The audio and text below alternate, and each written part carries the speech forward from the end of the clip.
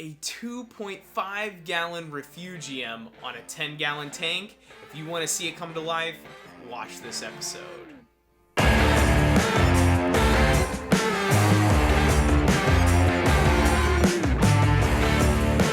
Welcome back to Real Reefing TV, where I help you save time, money, and frustration in the real reefing hobby, sharing my experiences and knowledge.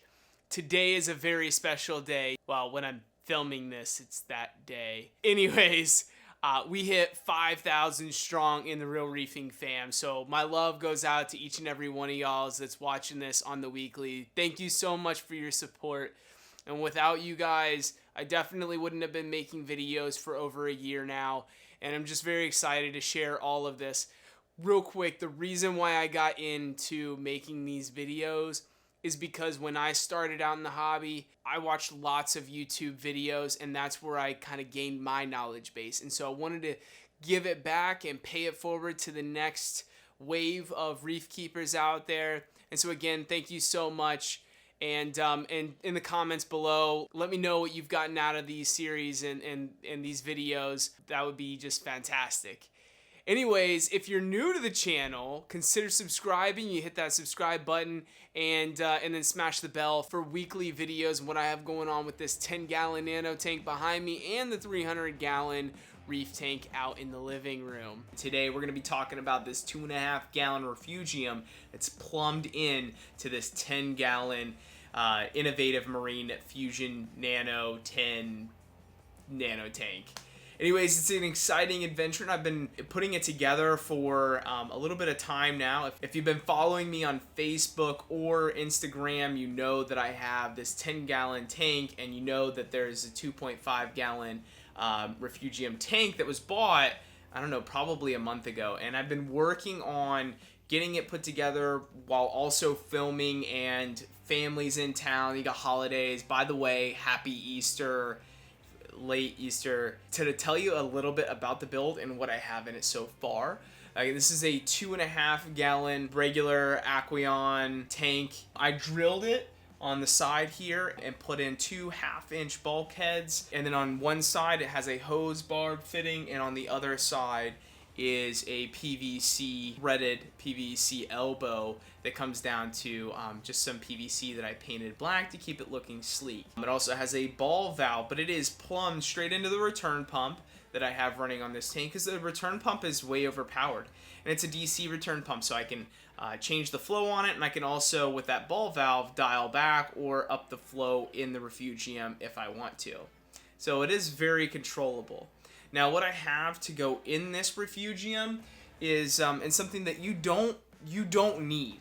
You don't need to buy Refugium Mud. You don't need even Refugium sand. You could literally just have a tank with some rock rubble and some algae to help take care of your nutrients. But what I'm going to be using is the Miracle Mud. This is something that it's expensive. I'm going to throw a link in the description below. I don't know if it's going to work, and I don't know if it's really the miracle that it says it's supposed to be, but how will I know unless I try it? This little 5-pound bucket was $50, so it is rather expensive. It does what it says it does. It should basically make this a miracle tank. Now this tank's going to be growing some mangroves, so if you look here on the far side right here, there's a glass partition right there. And then on that side of it is going to be mainly the Refugium Mud, and then out of the top of it is going to be mangroves. And the way that it's plumbed is that the water will come in, pumped up from the return pump, and then we'll just gravity feed back down. And I have some really cool mods that I'm going to make to it with something that's sitting right out of frame right there. That you may not be aware of, and I'm really excited about sharing it in the future. So yeah, if you haven't subscribed, hit that button down there. So anyways, we're gonna have some rock rubble, we're gonna have mangroves, we're gonna have the Miracle Mud, and then we're also gonna have Cicadomorpha in here as well. For the light, I'm gonna be using the Luxbird Par 38 bulb that they sent me, so I'm gonna go ahead and mount that up above. and get this thing rocking and rolling. All right, so let's talk about what I bought for this tank. So I went to Lowe's and picked up some Krylon Fusion black spray paint. This is a satin black, and I used this to spray the back glass of the tank on the outside of the glass. I also bought some PVC fittings, a couple of couplers for teeing off of the main return pump of the Nuvo 10, and then an elbow to come up to the tank, and a threaded elbow to go into the bulkhead. One that's a hose barb for the return line, and then one is just a PVC fitting for the drain. And then I also picked up some 1/2-inch inner diameter tubing to go from the tank to the Refugium. So as you can see here, I'm going to go ahead and attach the new fittings to the return pump. Now, when you're attaching the threaded fittings, you definitely want to add some Teflon tape. I'll go ahead and throw a link in the description below so you can pick up some, but you can pick it up at any hardware store or Walmart, honestly. Just get yourself some Teflon tape. And that just helps to seal up everything. So as you can see on the one side, we have the black hose barb fitting. This is actually in the sprinkler aisle at Lowe's. So that worked out really well because I didn't have to spray paint this piece. So yeah, 1/2-inch fitting. And on the other side, then we use a 1/2-inch PVC fitting that fit into the bulkheads. And we'll Teflon tape that as well. Yeah, it's looking pretty nice. And we'll go ahead and take this outside and get it spray painted.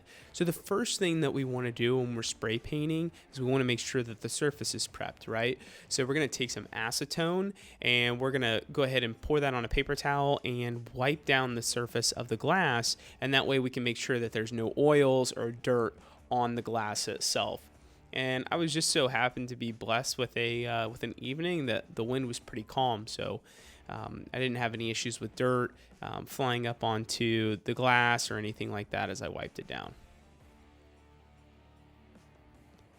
And so when you spray paint, you want to go off to one edge and then off to the other, making just equally just nice passes through. Give it a light spray and then gradually get thicker as you go along. You definitely don't want to hold in one spot for too long, and that's how you get drips. So yeah, I think it came out pretty nice with that Krylon Fusion. All right, and also if you're doing any PVC work, and you will be if you're in this hobby, and obviously you are, you're gonna need some PVC cutters.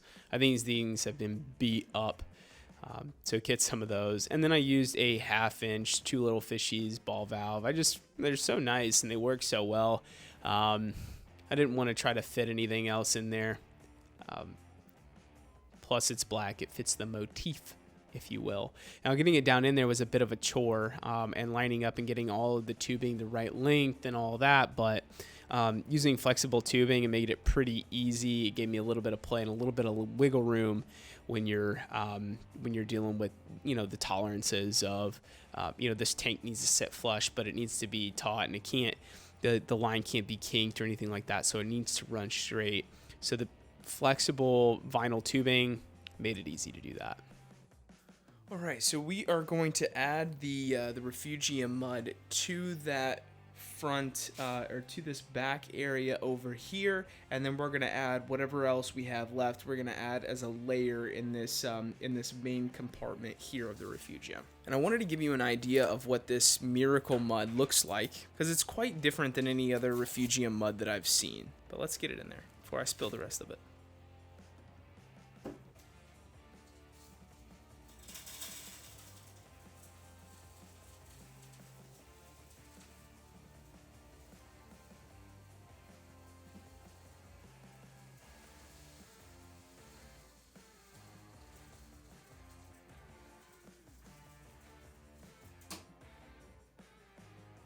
Wow, so that didn't fill up as much as I thought it would. So now what we'll do is we will go ahead and turn the ball valve on here and get water added to the tank.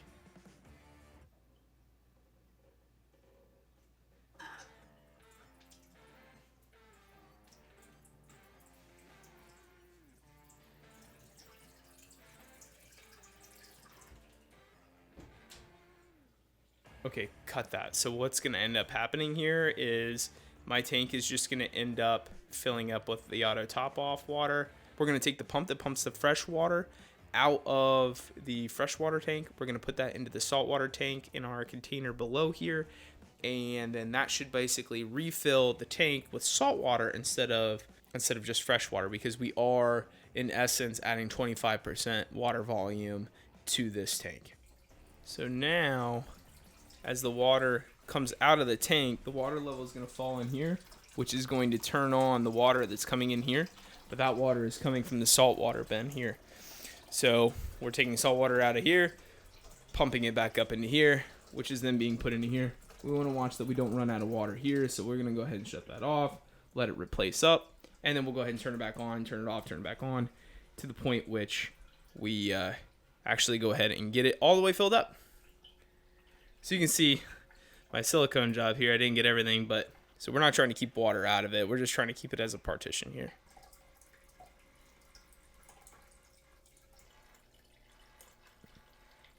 No leaks, that looks great. All right, so next up, we're going to throw these mangroves that I picked up on the beach. Just washed up on the beach, and they go. I went ahead and picked up 3 of them. I don't know if that's too much or not enough. I doubt it's not enough, but 3 ought to do it. And in goes the ball of cheato. I've had this ball in here for a little under a week, and wow, I mean, it's doubled in size already. So all in all, with the broken tank and everything, I'd say that I'm into this Refugium. Maybe a little under $100 with everything that I have in it, with the wood, the mud, the tanks that I broke and the tank that's in there, as well as the cheato and the light. And by the way, that lamp right there I bought for $3 at a yard sale. So just getting creative and having an awesome time with it is what it's all about, and just keep improving. I talked about it before, Kaizen. It's just continuous improvement and making your system better and the best that it can be. So keep doing that in your own reefs. Drop down in the comments below and let me know what's going on with your reef and what's the next thing that you're trying to do with it. What's the next thing that's going to push it forward? Or if you're interested in doing something like this and you have some questions about it, let me know. I'm happy to talk about it. Anyways, if you want to see some new videos, you can check them out right over there. Maybe some ones that you haven't seen before. And if you haven't subscribed yet, you can hit that subscribe button right over here. And by all means, drop down in the comments below and let me know what's going on with your reefs. See you guys later. Peace out.